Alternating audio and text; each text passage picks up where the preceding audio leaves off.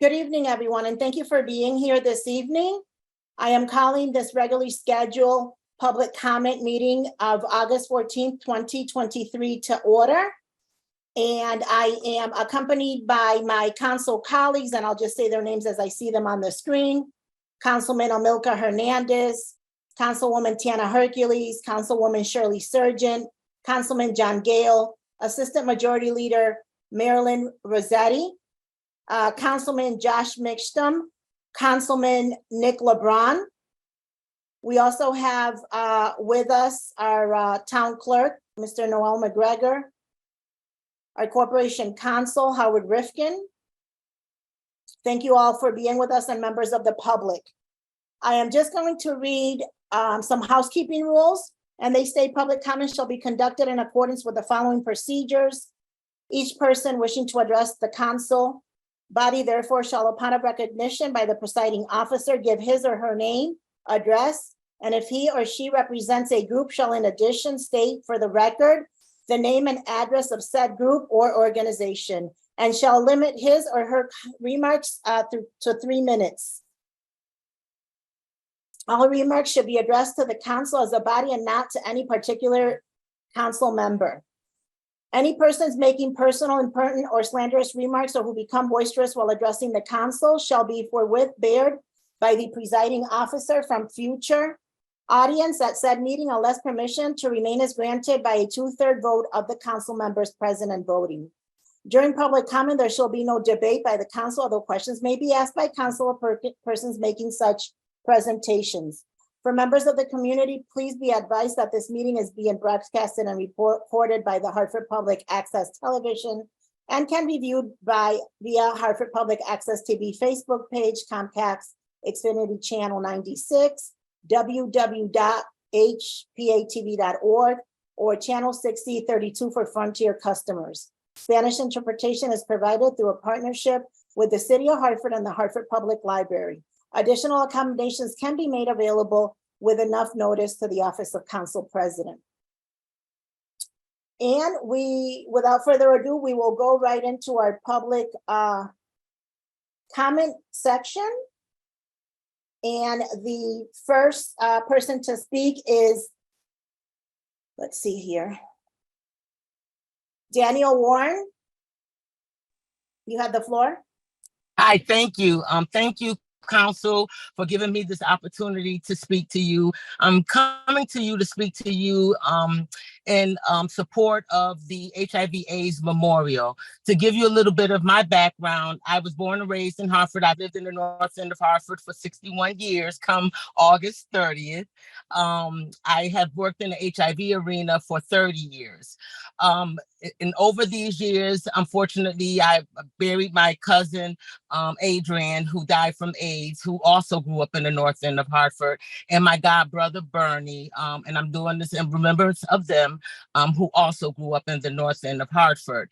And in my work, I've helped numerous families, Black and brown families, in the city of Hartford, help bury their children to AIDS and who are actually impacted by HIV themselves. So I'm coming to you to ask you to give them a voice, because HIV and AIDS is a highly stigmatized illness. So many times these folk have died and are impacted by it in silence. And I really implore you to have a memorial for them, to give them a poetic voice, the voice that they could not have living with such a stigmatized disease.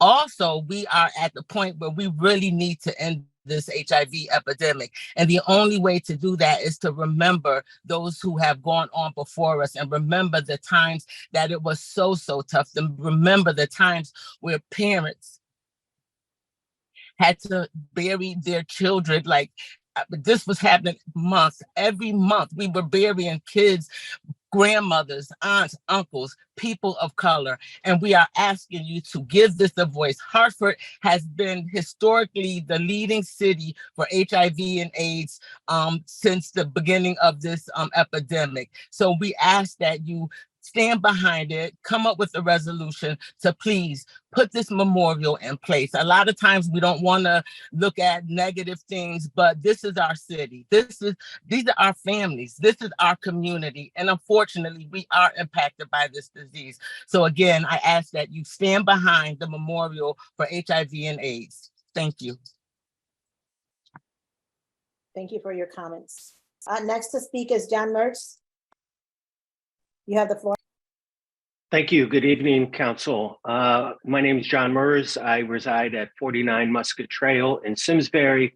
I'm the CEO of Advancing Connecticut Together. Our offices are in Hartford at 110 Bartholomew Avenue. Part of our mission is to provide HIV/AIDS services, and our organization is acting as the fiduciary agency for this effort, the Connecticut AIDS Memorial, for which I'm speaking in favor of it. There have been numerous states that have erected these memorials, and we're hoping to do the same here. We've had a task force in operation for about 18 months that was named in honor of one of the strong HIV advocates who died in 2021. We're wanting the memorial, likely a sculpture, to be within view of the state capitol, where much of our lobbying and rallies are held. We're not currently wed to the location, but we do hope that it is within sight of the Capitol, and we're willing to have conversations with the Commission should this resolution move forward. We currently have $50,000 that has been awarded by the Greater Hartford Arts Council, and we have a firm promise for significant state funding as soon as a location is confirmed. We've got an active call out for artists through the Greater Hartford Arts Council, and so we're excited. We hope that we'll get some good responses from artists. And once we can secure the location, that will also help them frame what they will create in honor, not only of the people who died of HIV since the beginning of the epidemic, but also for those who are currently living with the virus, that they see that we have a firm commitment for them. And in addition, all of the advocates who have been working side by side with them for these many years. So I thank you for Mayor Bronin for presenting the resolution and for the City Council's time and consideration as you discuss it. Thank you. Thank you for your comments. Dr. Larry Deutsch. Yes, hello, good evening to all. I'd like to address a single topic once again, which have sent emails, including a few minutes ago, to all City Council members. It has to do with the health and safety of nail salons and women who work there and who frequent them to get their nails painted. The amazing and shocking articles have come out just in the last 2 or 3 months that I haven't let City Council receive yet, is that the rates of ovarian cancer in women who work in those environments or visit them are 3 times the rates of ovarian cancer in others. In addition, it turns out that the vapors in the nail salons, and everyone in City Council and many in the public know how I've been emphasizing this as a medical doctor. It's no joke. When ovarian cancer occurs, it's difficult to treat, as everyone knows, and it's preventable. That's the most important thing. And City Council has an ordinance we passed some time ago. It needs good ventilation and safety measures for anyone in that environment, and anyone who walks in can smell it. You can smell the toluene, the other chemicals that can affect people that work there. It's not a matter of just a little blue face mask or something, but ventilation. And it should be the case that City Council is active and maybe get some money from foundations or other departments of the state and federal government in order to help out those small businesses. So also, it's clear that this affects mostly women of color, matter of fact, in the city of Hartford. And it's hard to tell whether those who work there have health insurance, many don't, or the women who go in also do. It's very serious. I can't say it enough, and I have said it before to the whole council. And most of all now, I would like, since there's a resolution pending before you for tonight, to speed things up. And what that means, I think, is referral, not just to a health committee, which will take another month or 2 or 3, but just to vote on it. It's not very controversial. It's not partisan. It's not Democratic or Republican or anything else, any minority party. It's simply a matter of safety that has been discussed at the federal government, the state, and now we've passed an ordinance. We just need to apply it. You all know that. And that means just good fans to exhaust the air to the outside and not just within it. Anyone who goes in can say. So I'm simply repeating myself and I hope you all in council avoid the delay of sending it to a committee, and that means September, October, November, before anything is in place to avoid this preventable cancer and other illnesses in anyone who goes in them. So I should conclude there. I do hope you can even act tonight at the meeting to forward it, take a vote itself rather than forward it to committee, which we all know. And I didn't introduce myself, having been a member of council for 12 years. We know things take time, but sometimes the medical reasons will justify the rapid movement. I've discussed it with the city health director, the state, and OSHA, and so on and so forth. It's time to do something, especially with these articles coming out. I urge you, in all sincerity, whether as a doctor, a nurse, or any person who uses these things, the way I have discussed and sent to more than they want to hear at city council and other places. So I thank you. And again, I just want to conclude with that hope of rapid and decisive action by council. You can do it. Thank you. Thank you, Dr. Deutsch. Next to speak is Nancy Moretto.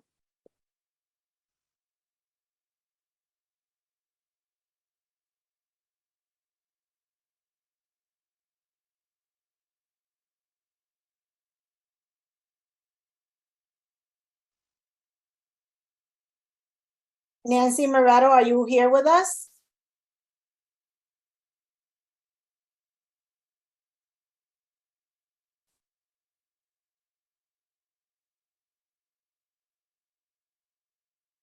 Nancy, if you want to try to log off and come back on.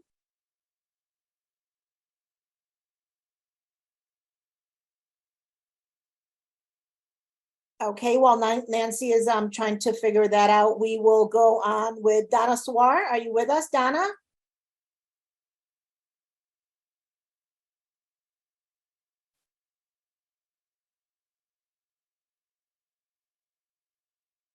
William Moffitt.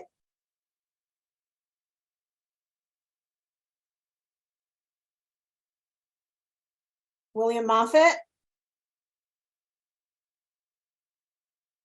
Bridget Prince. Thank you, President Rosado.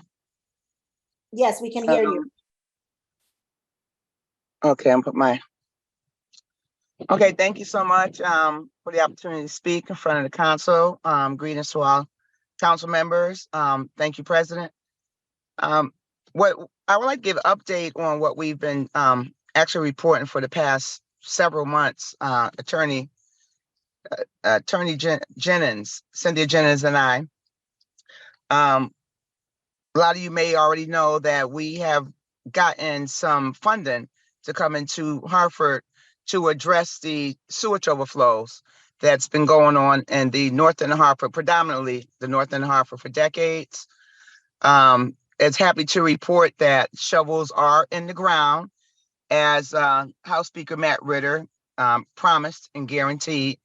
They're in the ground, so we are very pleased about that.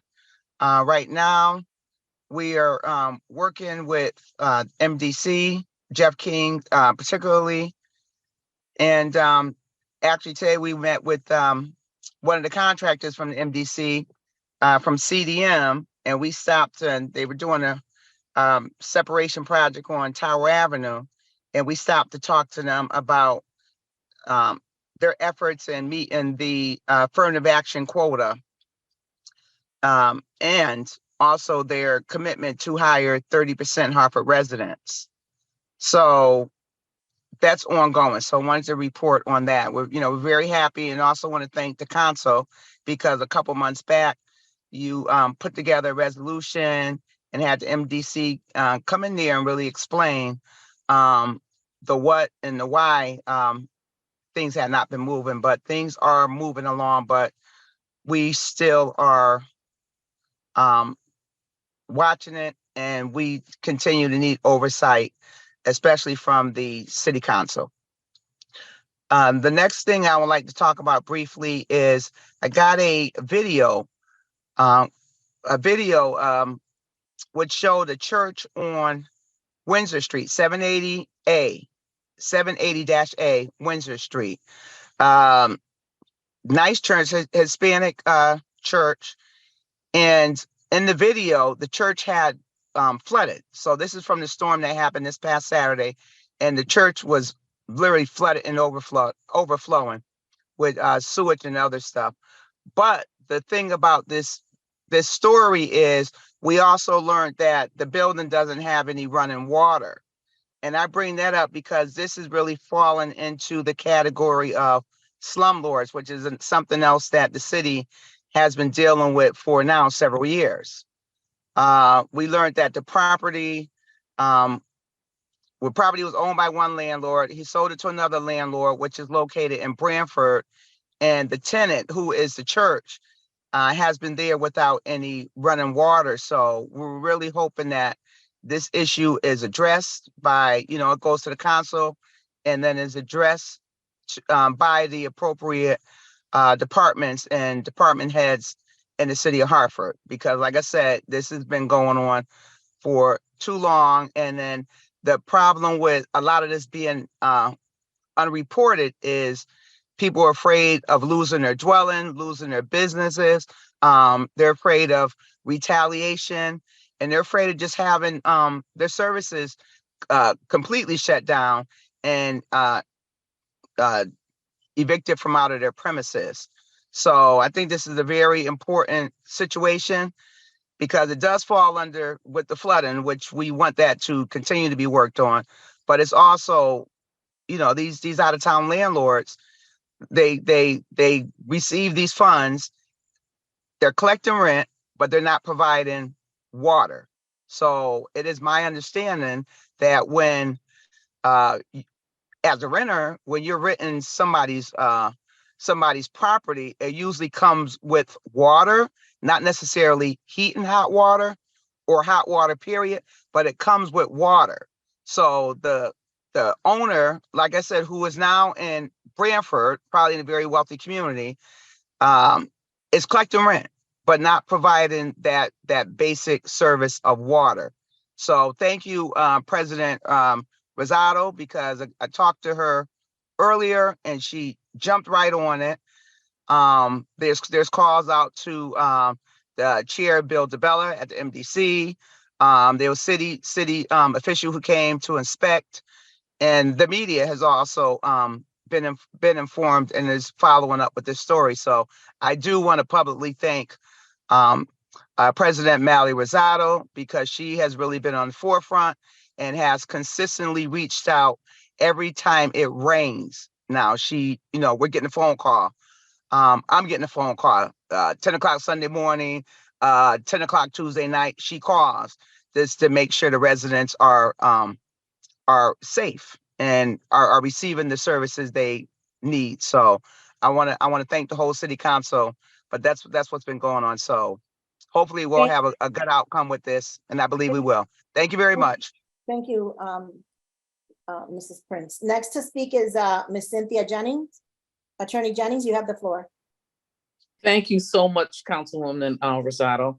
First of all, I'd like to thank the council for the support that they gave us relative to the initial support with the proclamation, the citation, just the support to make sure that North Hartford's flooding was addressed and that they expressed their concerns to the legislature. I would also like to say that, my name is Cynthia Jennings. I live at 86 Hartman Street, and I'm a former member of the Hartford City Council. I I'd like to say that we've been working with the MDC. I think with Bridget Pence and myself have been working tirelessly with the MDC, with the state, with many other, with the council and many other organizations and legislators in order to make this possible. Now we do have the shovels on the ground, as Matt Ritter promised. We have gone down and we're doing unofficial oversight of every part of the project, making sure that the money is going where it's supposed to go, making sure that there are we went to job sites to look to see whether or not Hartford residents were actually working, and they were.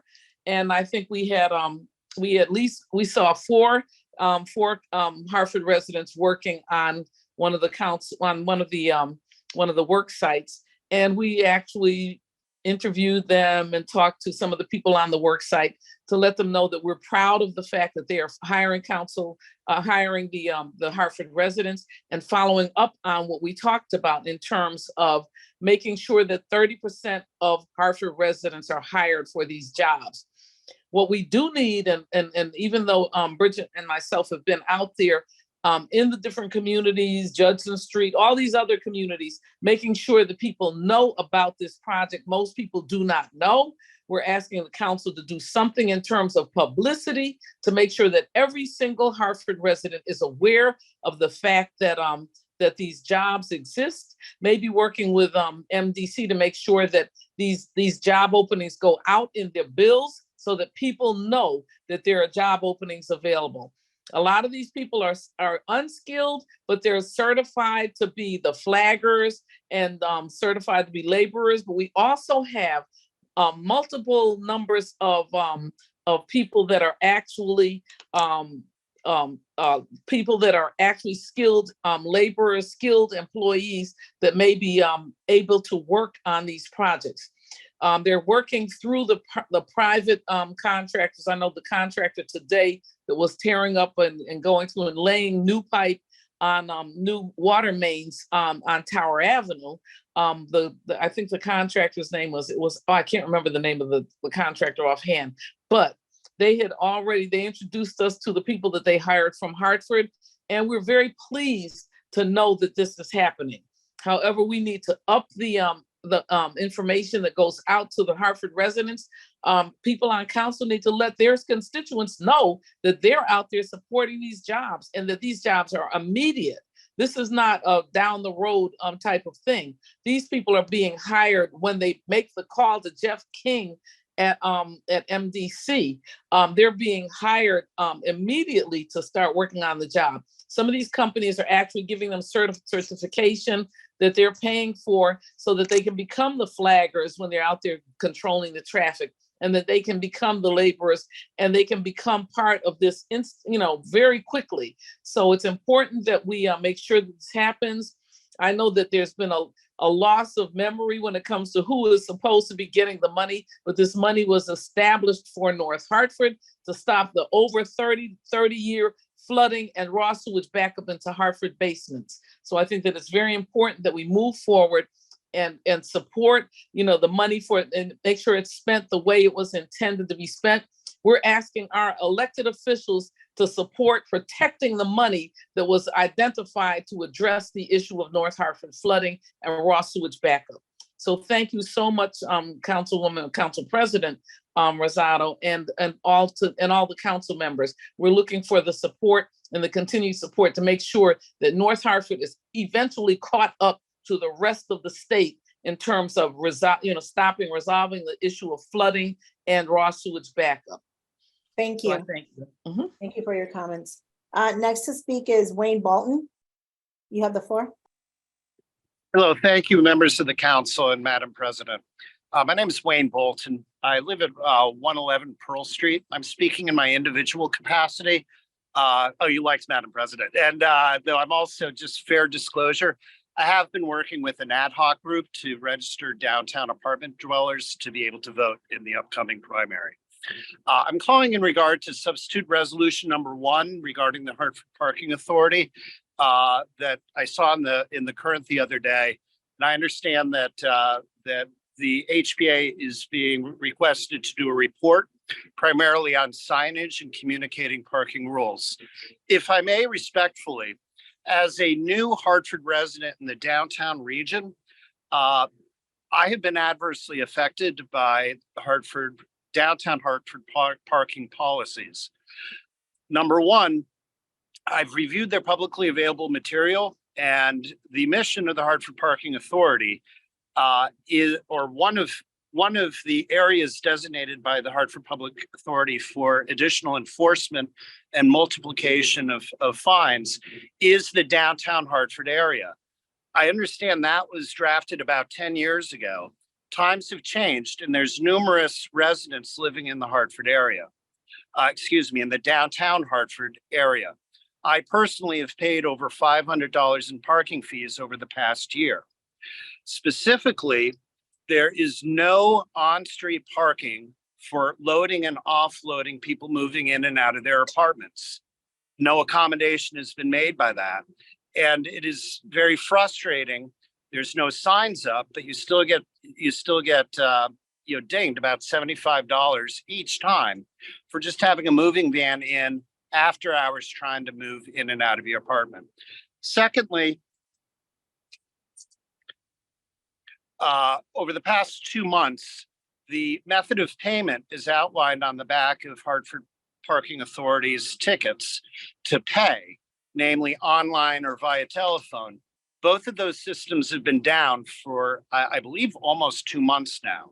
You call the line and it says, "I'm sorry, we don't accept payment over phone." I see this as a risk to the city.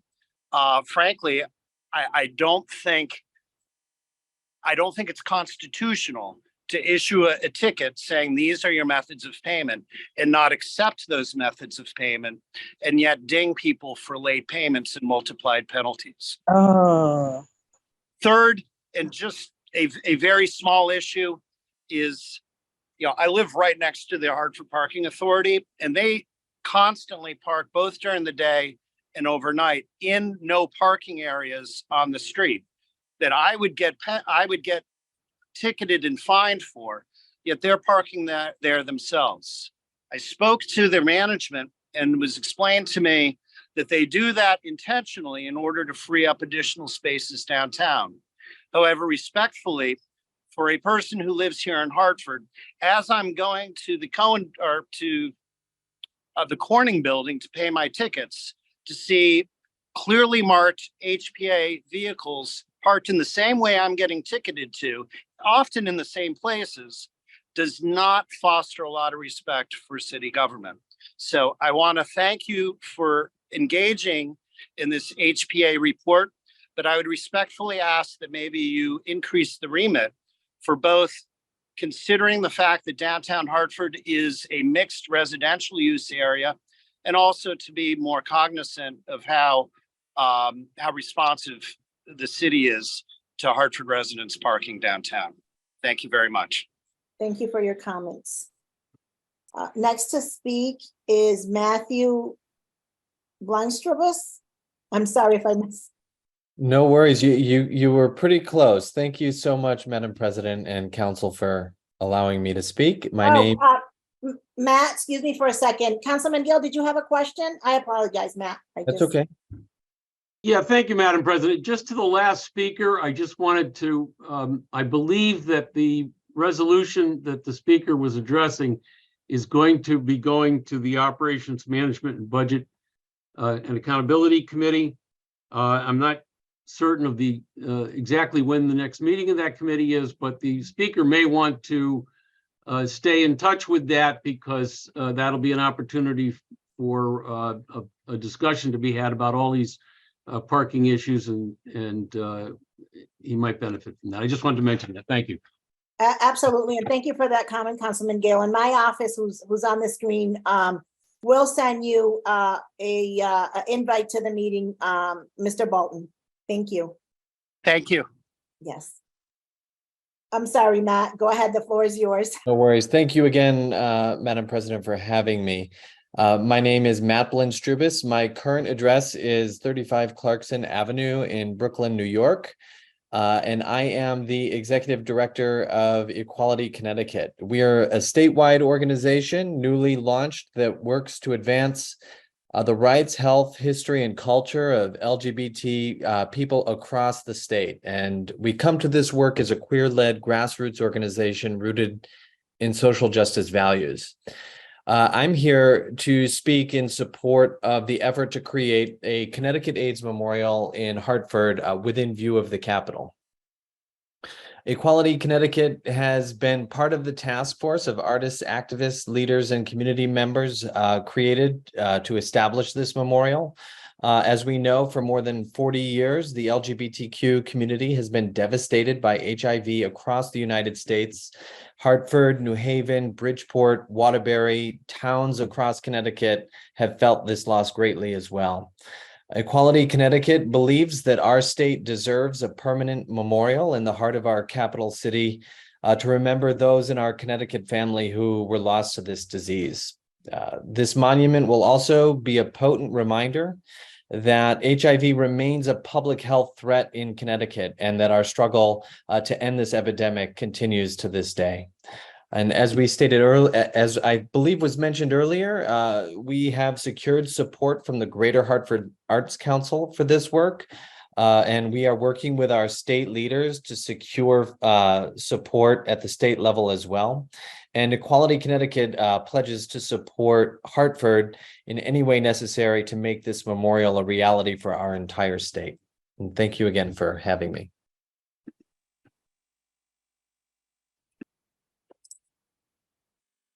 You're muted. Thank you. Thank you for your comments. Next to speak is Angelique Crosdale Mills. You have the floor. Yes, thank you. My name is Angelique Crosdale Mills, and I reside at 18 Greenbrier Drive, Bloomfield, Connecticut. For disclosure, I do work at the City of Hartford, and I oversee the Rhine-wide programs, which provide services for people with HIV in 3 county areas, to include Hartford. Given that Hartford is one of the epicenters for HIV in our state, it is instrumental that we launched a memorial to support the work that has been done by many advocates in our state. And to give a voice to those individuals who have fought this disease and have survived the disease and have gone on from a death sentence to now living quality life. We want to remind the youths who are most impacted by HIV lately in the state that HIV is still an illness that can be acquired easily when not protected. So resurrecting this monument in the center of Hartford is will be a landmark for folks all around the state of Connecticut. We have currently around 3,652 individuals living in the Hartford County that live with HIV. They're predominantly African Americans and Hispanics. So giving those folks a voice and something to look onto, and remember the struggles, remember how far they have come and where they are today, and remembering the work that they had to do to get where they are today. Remembering the ones that have passed on to give individuals who are living with the disease a voice today, and to pave the way for more individuals who are coming, although we're working so hard to stem the epidemic. Thank you. Thank you for your I hope that you can actually launch this memorial pretty soon. Thank you. Maria McDonald, you have the floor. Oh, wow. Yes, sorry. Yeah, I'm sorry. I was having so much trouble getting through, and I am so late. It's so, okay. You're on now. We're going to listen to your comments. Okay, my comment is I'm Maria McDonald. I'm a resident, and I'm also a homeowner on Collins Street. My problem is blocking my driveway, and I've been going through that for 9 years now. So when I got the letter in the mail on Saturday saying that you're going to have this meeting, I said, I got to be there. So I went downtown and there was nobody there. So the security guys said, take the picture, and they on Zoom. So I decided to join in on Zoom. So what I'm asking is for help, because I have had many cars tow blocking my driveway. Also had my life threatened for blocking my driveway. Also had somebody came to my house, knocking, ringing the doorbell, their hands in the pocket. I had to call the cops. When I called, they said, well, as long as the person is not threatening you, you're fine. So I need help. I desperately need help. And Anna, whatever they call him, the group for Hartford, they said they're gonna do something so they could try and help with the situation. So I'd like to know what can be done, or how can I get that help? I'm sorry, I don't think go ahead, Councilman Hernandez. Can you, Maria, can you state your full address for us, please? It's on 211 Collins Street in Hartford. 29? 211. Or 211? Yes, 211 Collins Street. Collins Street. Thank you. Yes, that's in Hartford by St. Francis Hospital. Thank you. Yes. It's a constant problem with people blocking the driveway. When I approach them to tell them, okay, you know, the parking is for two, and they make it for one, and when somebody else comes, they don't care, they just park. And half of the car is right in my driveway. So believe me, I am very scared. I'm even thinking of selling my property, and why should I do that? You know? So I need help. I have asked, I think he's retiring now, Domingo. I went to him, I asked him for help. I also had Sebastian, Mr. Sebastian. He also have come here, he has seen the situation. I have done everything that I know to do. So I just need some help, please. Ms. McDonald, my office will reach out to you tomorrow, okay? Okay. And that's one of the reasons why, you know, we have this resolution, and we're going to talk to residents in the city of Hartford and see how they feel and what their comments on, and hopefully we can all come to an agreement to deal with some of these issues. Okay. Okay. Thank you. Thank Is there anyone else who wishes to address this council body that I have not called their names?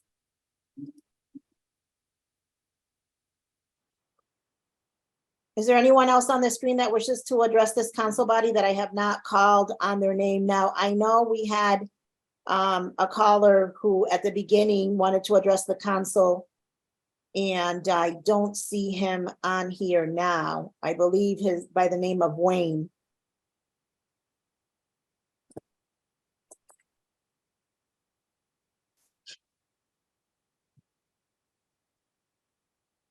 I'm just gonna wait a couple of minutes and see if he logs back on.